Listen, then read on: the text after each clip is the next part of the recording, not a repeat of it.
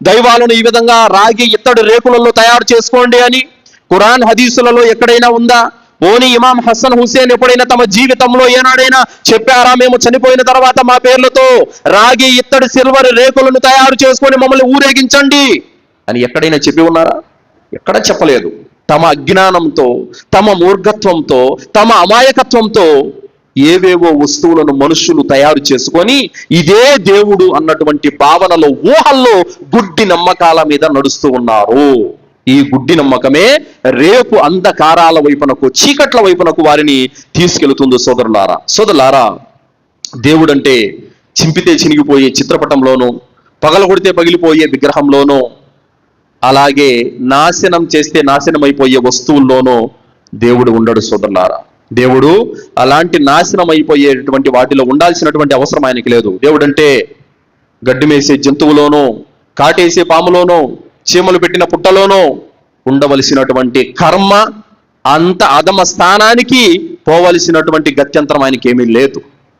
ఆయన ఉండే చోటు, ఆయన ఉండేటటువంటి చోటు మహావైభవోపేతమైనటువంటిది, ఎంతో గౌరవమైనటువంటి అత్యున్నతమైనటువంటి స్థానంలో ఆయన ఉన్నాడు. కానీ మీరేం చేస్తున్నారు? దేవుడు ఎక్కడున్నాడు అంటున్నారు మీరు?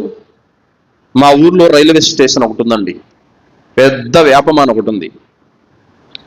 ఆ వేపమానును అక్కడ కొంతమంది ఒక రూపాన్ని పెట్టేసి దేవుడిగా చేసుకున్నారు. దాని పక్కనే ఎప్పుడు 24 గంటలు పందులు పొలుకాడుతూ ఉంటాయి. అక్కడ ఆ చోటు నుంచి మనిషి వెళ్ళాలంటే ముక్కు మూసుకొని వెళ్ళాలి, అంత చండాలమైన కంపు కొడతా ఉంటుంది. కానీ ప్రజలు అక్కడికి వెళ్ళి దేవుడిని ఆరాధిస్తూ ఉన్నారు. చెప్పండి, ఒకసారి ఆలోచించండి.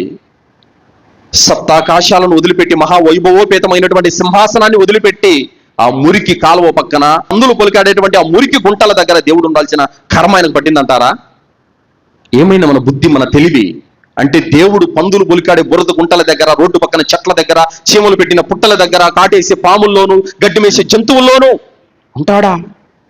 అంత అధమమైనటువంటి దిగజారిపోయిన ఆ స్థానానికి రావాల్సిన కర్మ ఆయనకి ఏంటి? ఎక్కడుంది? నేను చెట్లలో ఉన్నాను, నేను పుట్టల్లో ఉన్నాను, నేను జంతువుల్లో ఉన్నాను, నేను చిత్రపటాల్లో ఉన్నాను, నేను చనిపోయిన వారి సమాధుల్లో ఉన్నాను అని ఎక్కడైనా ఏ ప్రామాణికమైన గ్రంథాలనైనా దేవుడు తెలియజేశాడా? ఎక్కడ లేదు. కావున సోదరులారా, దేవుడు భూలోకంలో లేడు. అల్లాహ్ సుబ్హానహు వ తఆలా ఖురాన్ గ్రంథంలో సూరా తాహాలో తెలియజేస్తున్నాడు, అర్-రహ్మాను అలల్ అర్షి ఇస్తవా. ఆ కరుణామయుడైనటువంటి అల్లాహ్ సృష్టి సామ్రాజ్య పీఠాన్ని అధిష్ఠించి ఉన్నాడు. సృష్టి సామ్రాజ్య పీఠం ఎక్కడ ఉంది?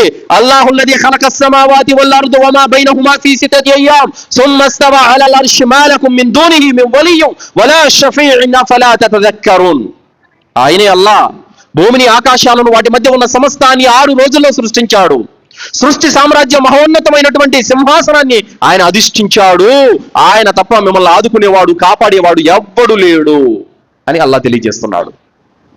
అల్లాహ్ ఎక్కడున్నాడు? మహోన్నతమైనటువంటి సృష్టికర్త ఎక్కడున్నాడు? ఒకదానిపై ఒకటి, ఒకదానిపై ఒకటి 7 ఆకాశాలపైన మహోన్నతమైనటువంటి సృష్టి సామ్రాజ్య పీఠాన్ని ఆయన అధిష్ఠించి ఉన్నాడు. మహోన్నతమైనటువంటి సింహాసనం, దాని చుట్టూ దైవదూతలు.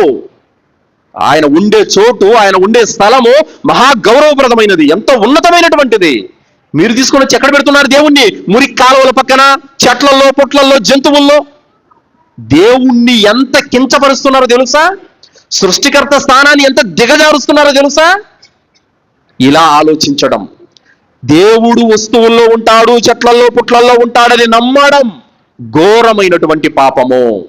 దేవుడు అలాంటి అల్పమైన వస్తువుల్లో ఉండాల్సిన అవసరం ఆయనకి లేదు. అయితే దేవుడు పైన ఉన్నాడు, ఆకాశాల పైన ఉన్నాడు అని చెబితే కొంతమందికి ఉపాధి పోతుంది. అందుకని ఏమంటున్నారు?